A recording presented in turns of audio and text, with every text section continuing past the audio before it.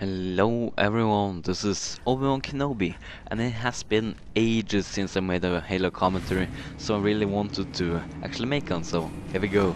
This is some Banshee action on Breakpoint, and as you might have noticed, this is before they removed the Banshee and replaced it with the Falcon. No shit, and this gameplay kind of serves as a reason why they did that. Halo has, at least for me, been very much focused on vehicles from the beginning, and I really like it because sometimes I jump on big teams lane, at least when I got my friends over. If it's the right map, then I kind of spawn right and actually manage to get behind the wheels of a vehicle. I usually do it. My favorite vehicles are the Wraith and the Banshee. I really love the Banshee, at least if you got the right teammates, the right enemy team, aka noobs, and got a little bit of skill. You can easily rack up a lot of kills, as you might see this gameplay. And this gameplay is actually speeded up, so I decided to get it under the 10-minute mark because watching this was really slow, so I just speeded it up a little.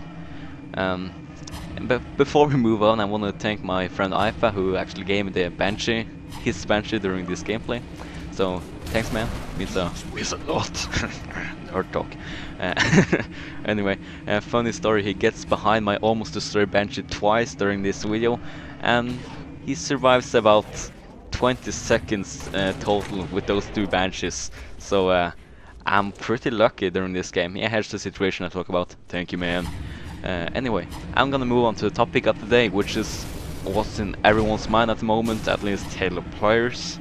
I wouldn't actually say those who doesn't play Halo does think about it all the time. That was probably very bad grammar, but anyway, moving on. As you might have noticed when you launched Reach a day or two ago, you were prompted to download and update the game, and this is the playlist and the title update. As you might have known, there is no change to matchmaking yet, but the 4th of October they will release a beta playlist where they will test all the settings and find out what they want to do and how they want to imply all these changes into matchmaking. Today, 343 released a custom playlist, custom game type, sorry, where you can try out a lot of these settings. So that game type will be in the description, so you guys can check it out in custom games. Yeah, I will probably release a video later today and showing all the changes. So that will be... Yeah, and remember guys, before I move on to the specific changes in this title update, not everything will be in every playlist. You will still be able to play the old Reach, even though they add a new Magnum and such. So don't worry, you'll see after the playlist testing is over how all turns out, but I believe in 343 and that they can do this. So moving on to the changes in the title of the in case you don't know yet. The first one is make damage bleed to health troop shields possible. What this means if you played Halo 3, you could shoot a player and hit them and kill them. As long as you have shields up in Halo Reach, you will only pop their shield, excluding weapons like rockets and such, power weapons. But if you have to hit a guy twice to pop his shield, and that's just not a lot of people like that because it turned into a rushing tactic. So now it will be possible to shoot the guy a couple of times and hit him and then kill him. And what's the biggest thing in this update is making reticle bloom configurable. Hard word. I've played this new game type myself, and it's really awesome with zero bloom. But what they found out is it gets really overpowered, so I guess they will imply zero bloom to game tests like SWAT. And in normal Slayer game tests they say there will be about 85% bloom. It doesn't really seem as much, but they say that I've not tested 85% bloom myself, but they say that that's what's work best. And moving on, the Magnum, the Halo CE A Magnum, which will be in the Halo CE A playlist. What they do, they can make the Magnum automatic, and they can modify the fire rate of the Magnum and modify the Magnum damage, so you can have the old Trusty 3 headshots Magnum.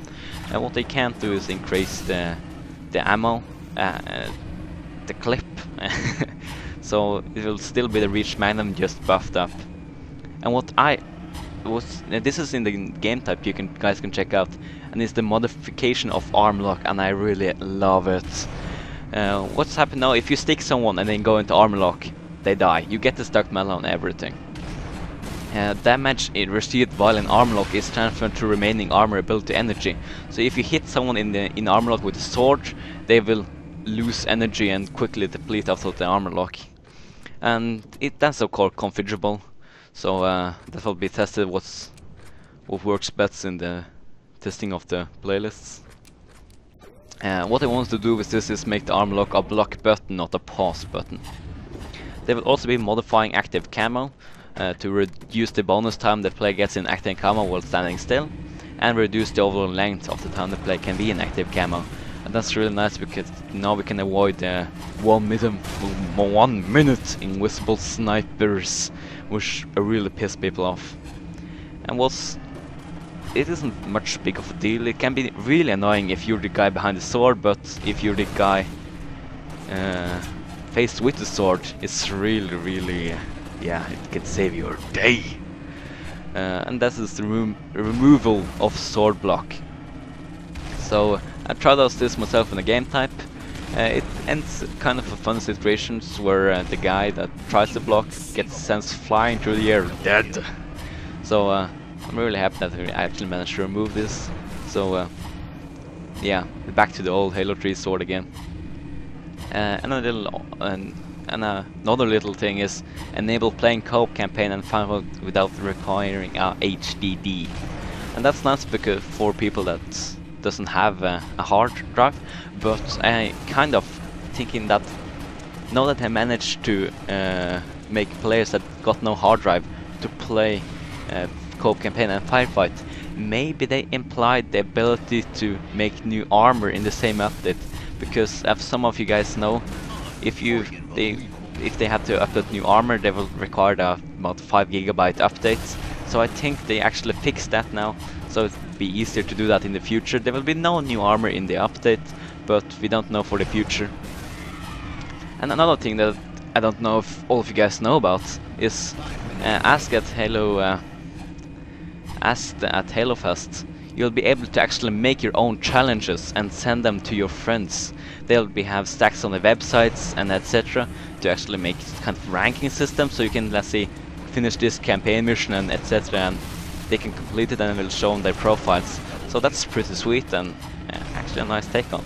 So I'm really looking forward to the 4th of October when the testing playlist will hit. And yeah, thanks you guys for watching. This was my Unfrigginbelievable perfection.